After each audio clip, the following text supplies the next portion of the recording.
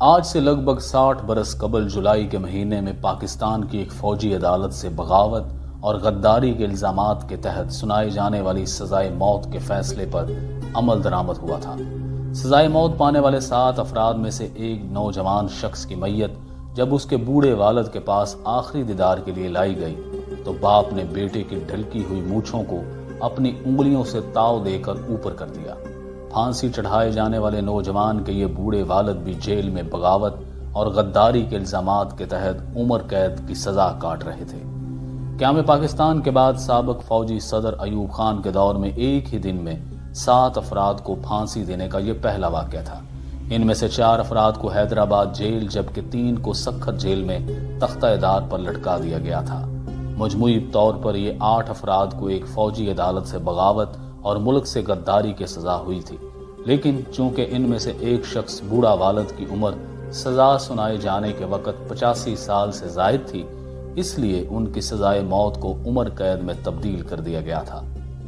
بلوچستان سے تعلق رکھنے والے دانشور اور ادیب پروفیسر ڈاکٹر شاہ محمد مری کا کہنا ہے کہ پھانسی چڑھائے جانے والے وہ لوگ تھے جن کو مذاکرات کے لیے پہاڑوں سے اتارا گیا اور بعد ازاں گرفتار کر کے پھانسی دے دی گئی۔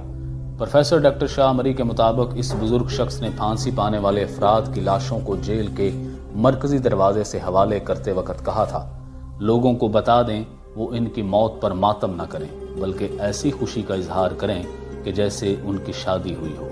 پھانسی پانے والے یہ تمام افراد ایک ایسے شخص کی قیادت میں جدوجہد کر رہے تھے جو انتہائی ضعیف تھے۔ پھانسی پانے والے افراد کون تھے، ان کی تفصیلات آگے چل کر بیان کی جائیں گی۔ پہلے ایک نظر مسلح کارروائیوں کی قیادت کرنے والے ضعیف بلوچ رہنما کے حالات زندگی پر ڈالتے ہیں۔ ان کا نام نواب نوروز خان زرکزئی تھا، جنہیں بلوچ عوام احترام کے باعث بابا نوروز کے نام سے یاد کرتے ہیں۔ وہ سن 1875 میں ضلع خضدار کی تحصیل زہری میں سردار پسند خان زرکئی کے ہاں پیدا ہوئے۔ زرکزئی بلوچستان کے ایک معروف اور بڑے قبیلے زہری کی شاخ ہے۔ کتاب نواب نوروز اور ان کے ساتھی میں مصنف کامریڈ فقیر لکھتے ہیں کہ نواب نوروز ایک منکسر المزاج اور سادہ طبیعت کے انسان تھے، لیکن بعد معاملات میں سخت گیر اور اصول پسند تھے۔ وہ سن 1908 سے سن 1910 تک سرکاری ملازم رہے، لیکن جب ان کے بھائی نواب محمد خان نے انگریزوں کے خلاف بغاوت کر کے مسلح جدوجہد شروع کی تو انہوں نے ملازمت سے استعفیٰ دے دیا تھا۔ 6 سال تک وہ اپنے بھائی کے شانہ بشانہ قومی آزادی کی جنگ لڑتے رہے اور بعد میں انہوں نے کلات اسمبلی میں بلوچستان کے پاکستان کے ساتھ الحاق کی مخالفت کی اور اس پر آخری دم تک قائم رہے۔ نواب نوروز کی زندگی کا بیشتر حصہ بغاوت کی تحریکوں میں گزرا۔ وہ سن 1914 سے 1932 کے دوران مختلف مقامات اور اوقات میں انگریز کے خلاف تحریکوں کی رہنمائی کرتے رہے، جن کے دوران انہیں متعدد بار افغانستان کی سرحد عبور کرنا پڑی۔ انہوں نے مجموعی طور پر 9 برس تک پونا، سکھر، کوئٹہ، مچھ، حیدرآباد، کولو اور سکھر میں قید کاٹی۔ مذکورہ کتاب کے مطابق وہ پہلی بار سن 1922 میں گرفتار ہوئے اور انہیں عمر قید کی سزا ہوئی۔ سزا کے طور پر انہیں کالا پانی جزائر انڈیامان میں بھیج دیا گیا تھا، تاہم بعد میں انہیں سکھر جیل منتقل کر دیا گیا۔ سکھر جیل میں ان کی ملا مہر نامی ایک سندھی کے ساتھ دوستی ہو گئی جو کہ جیل میں دھوبی تھے۔ اس کے علاوہ 2 مزید قیدیوں سے بھی ان کی دوستی ہوئی۔ ملا مہر نامی شخص نواب نوروز خان کی شخصیت سے بہت متاثر تھے۔ 3 سال جیل میں رہنے کے بعد جب نواب نوروز اکتا گئے تو انہوں نے ملا مہر سے کہا کہ وہ جیل سے فرار ہونے میں ان کی مدد کریں۔ انہوں نے اس مقصد کے لیے چند گز مضبوط کپڑے کی درخواست کی۔ ملا مہر نے انتہائی احتیاط سے ان کو 30 گز کپڑا لا کر دیا، جس کے ٹکڑے کر کے نواب نے ان سے رسی اور تھیلے تیار کیے۔ ان تھیلوں کو مٹی سے بھر دیا اور رسیوں سے مضبوط باندھ کر جیل کی اندرونی دیوار کے قریب پھینک دیا۔ نواب کے اس منصوبے کا صرف نواب ملا مہر اور 2 قیدیوں کو علم تھا۔ دھوبی کا کمرہ جیل کے اندرونی دیوار کے قریب تھا، جس پر چڑھ کر رسی کے ذریعے مٹی سے بھرے تھیلے دیوار سے باہر پھینک دیے اور نواب نوروز نے اپنے 2 ساتھیوں سمیت فرار ہونے کی کوشش کی۔ اس کوشش کے دوران جیل کے گارڈ نے ان کو دیکھا اور فائر کھول دیا، لیکن نواب اور ان کا ایک ساتھی دیوار پھلانگنے میں کامیاب ہوئے، جبکہ ایک ساتھی کامیاب نہ ہو سکا۔ جیل کے قریب گھنے جنگل تھے جن سے وہ رات کی طریقے میں نکلنے میں کامیاب ہو گئے اور وہ وہاں سے جیکب آباد پہنچ گئے۔ بعد میں اونٹوں پر سفر کر کے اپنے آبائی ضلع خضدار کے علاقے مولا پہنچ گئے۔ نواب نوروز اور ان کے ساتھی کے مطابق انگریز نواب کے جیل سے فرار ہونے اور ان کی سرگرمیوں سے خائف تھے۔ انہیں اس بات کا بھی خدشہ تھا کہ کہیں وہ ان کے لیے نیا محاذ نہ کھول دیں۔ ان خدشات کے پیش نظر انگریز نے نواب سے مفاہمت اور صلح کا راستہ اختیار کیا۔ نواب نے حکمت عملی کے تحت صلح پر آمادگی کا اظہار کیا، جس کے بعد انگریز نے ان کی ضبط شدہ جائیدادیں واپس کر دیں۔ انگریزوں نے انہیں ان کے بھائی رسول بخش کی جگہ زہری قبیلے کی سرداری کی پیشکش کی، جسے مسترد کرتے ہوئے انہوں نے کہا کہ اس سے ان کے درمیان ایک نئی خانہ جنگی کی ابتدا ہوگی۔ 2 سال تک نواب خاموش رہے، لیکن جب انگریزوں نے سردار رسول بخش کو گرفتار کیا تو انہوں نے ایک مرتبہ پھر اپنے دوست علی دوست بلوچ کے ہمراہ انگریزوں کے خلاف بغاوت کی۔ انہوں نے انگریزی حکومت کو مراسلہ لکھا کہ اگر رسول بخش کو 7 دن کے اندر رہا نہیں کیا گیا تو وہ حکومت کے لیے مشکلات پیدا کریں گے۔ انگریزوں نے سردار رسول بخش کو رہا کیا، لیکن ساتھ میں ان سے وعدہ لیا کہ وہ نواب نوروز خان کو کوئٹہ لائیں۔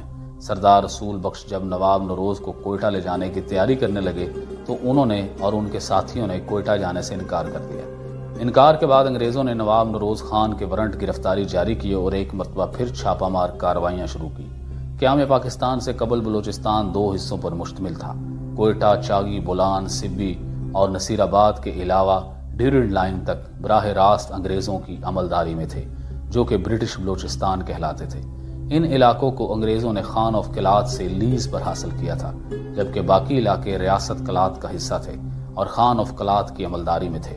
کتاب کے مطابق نواب نوروز خان اپنے جدوجہد اور کردار کی وجہ سے علاقے کے قابل احترام شخصیات میں شامل تھے، جس پر ان کو ریاست کلات میں ایوان بالا دارالامراء کا رکن منتخب کیا گیا، جہاں انہوں نے بلوچستان کے پاکستان کے ساتھ الحاق کی مخالفت کی۔ اسکندر مرزا کے دور میں انہیں خان کلات میر احمد یار خان نے طلب کیا تو کلات کے لیے وہ ایک بڑے لشکر کے ہمراہ نکلے تھے۔ نواب نوروز خان کلات سے ملاقات کے بعد جب واپس اپنے علاقے کی جانب روانہ ہوئے تو خان آف کلات کو گرفتار کیا گیا۔ خان آف کلات کی گرفتاری کے بعد نواب نوروز خان کی ایک اور بغاوت۔ پروفیسر ڈاکٹر شاہ محمد مری کے مطابق 1 یونٹ کے خلاف پہلے ہی بلوچستان میں بے چینی تھی، اور اس کے بعد جب خان آف کلات کو گرفتار کیا گیا تو یہ بے چینی بڑھ گئی۔ خان آف کلات کے خاندان نے 300-400 سال سے زائد عرصے تک بلوچستان میں حکمرانی کی تھی۔ لوگ ان کو اپنا بادشاہ مانتے تھے۔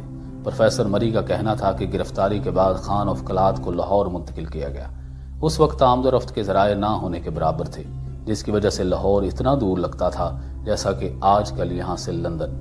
انہوں نے بتایا کہ خان آف کلات کے بعد مسلح بغاوت شروع ہوئی۔ ایک طرف یہ جھالوان میں تھی، جبکہ دوسری طرف مشرقی بلوچستان میں کولو اور ڈیرہ بگٹی تک پھیل گئی۔ اس دور میں ایوب خان اپنے آپ کو بہت زیادہ طاقتور سمجھتے تھے، اس لیے انہوں نے جوابی کارروائی شروع کی۔ انہوں نے فوج اور فضائیہ کا استعمال کیا۔ پروفیسر مری کے مطابق چونکہ اس وقت فوج کی گوریلا وارفیئر سے نپٹنے کی زیادہ ٹریننگ نہیں تھی، اس لیے وہ اس سے جلدی نہیں نپٹ سکی۔ انہوں نے بتایا کہ نواب نوروز کا یہ مطالبہ تھا کہ 1 یونٹ ختم کر کے بلوچستان کی حیثیت کو بحال کیا جائے اور خان آف کلات کو رہا کر کے ان کو عزت و مقام دیا جائے۔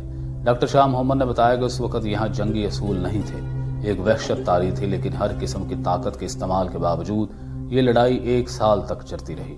پھر جب یہ دیکھا گیا کہ طاقت کے استعمال کے باوجود معاملات قابو میں نہیں آ رہے تو مذاکرات کے نام پر ایک ایسا طریقہ اپنایا گیا جس کو بلوچ نظر انداز نہیں کر سکتے تھے۔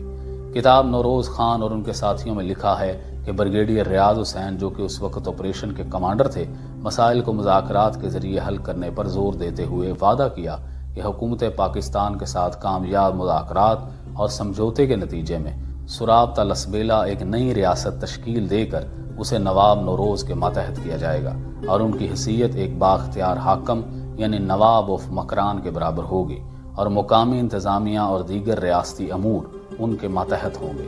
جواب میں نواب نوروز نے لکھا کہ میں بلوچی رسم و رواج اور تشخص کا سودا ہرگز نہیں کروں گا، یہ ہماری سرزمین ہے جس کے ٹکڑے کرنے کے حق میں نہیں ہوں۔